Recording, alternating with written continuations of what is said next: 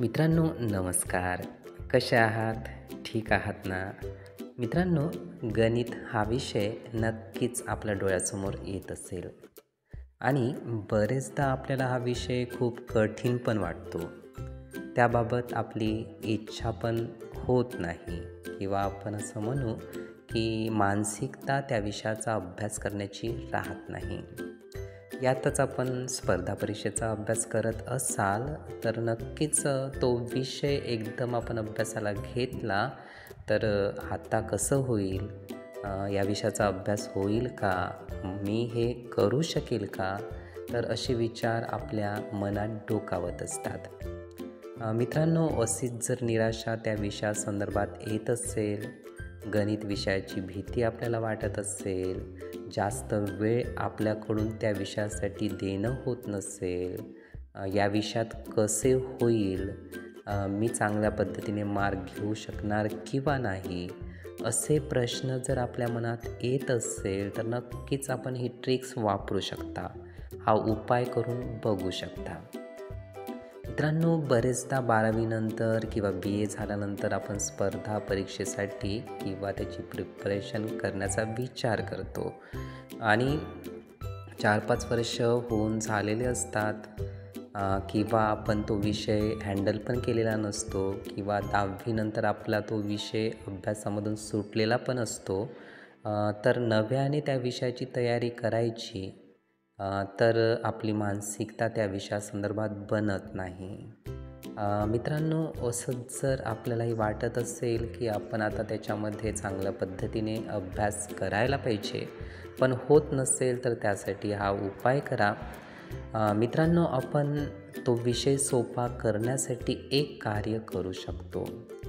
सध्याची जी मार्केटला पुस्तकं उपलब्ध आहेत तर ते आपल्या वयानुसार, मॅच्युरिटीनुसार मोठमोठी पुस्तकं उपलब्ध असणार. जी ही परीक्षा आपल्याला द्यायची असणार, जसं की म्हणू आपण तलाठी परीक्षा आहे, तर तलाठी परीक्षेचा आपण बुक घेणार तर त्यामध्ये खूप मोठा ठोकळा गणित विषयक आपल्या डोळ्यासमोर असणार आणि तो ठोकळा जेव्हाही आपल्याला दिसतो तर नक्कीच भीती आपल्या मनामध्ये तयार होणार ते पुस्तक पाहिल्याबरोबर.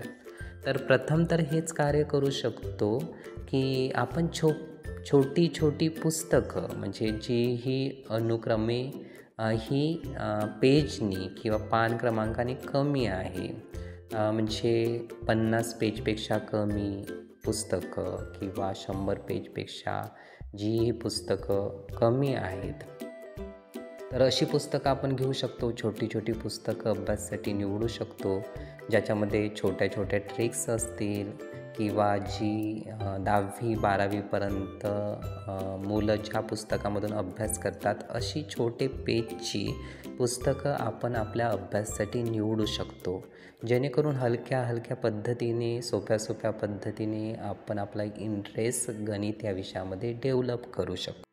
गणित विषयाचा अभ्यास करण्यासाठी दुसरा पर्याय आपण निवडू शकतो, दुसरी ट्रिक्स आपण वापरू शकतो, दुसरा उपाय करू शकतो. तो म्हणजे आपल्याला अशा पद्धतीने आठवत नसेल तर छोट्या पुस्तकामधून, छोट्या इयत्तेमधून, छोट्या क्लासमधून छोटी पुस्तकं वाचून, छोट्या वर्गातल्या मंडळीची पुस्तकं वाचून हळूहळू आपल्याला समोर जावं लागेल, जेणेकरून आपला बेस खूप पक्का होईल आणि छोट्या छोट्या पुस्तकामधून आपण जेव्हा गोष्टी शिकत जातो तर आपल्या ज्या कन्सेप्ट आहे, आपले जे सूत्र आहे तर ते खूप परिपक्व होत जातात. आपला इंटरेस्ट त्यामध्ये डेव्हलप होत जातो आणि आपली जी भीती गणित या विषयासंदर्भात आहे तर ती निघून जाते. म्हणजेच त्यासाठी महत्त्वाचं आहे की आपल्याला तो विषय समजणं आणि जोपर्यंत तो विषय समजत नाही तर तोपर्यंत आपण मोठमोठी गणितं ही सोडवू शकणार नाही किंवा मोठमोठी पुस्तकं आपण हँडल करू शकणार नाही.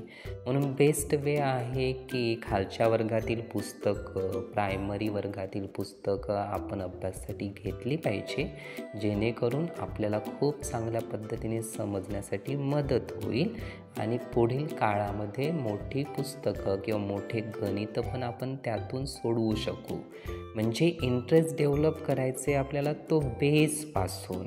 म्हणजे इकडली भीती जी आहे, आता जी परीक्षा आपल्याला द्यायची आहे, त्या परीक्षेविषयी, गणित विषयाविषयी आपली भीती ही निघून जाईल.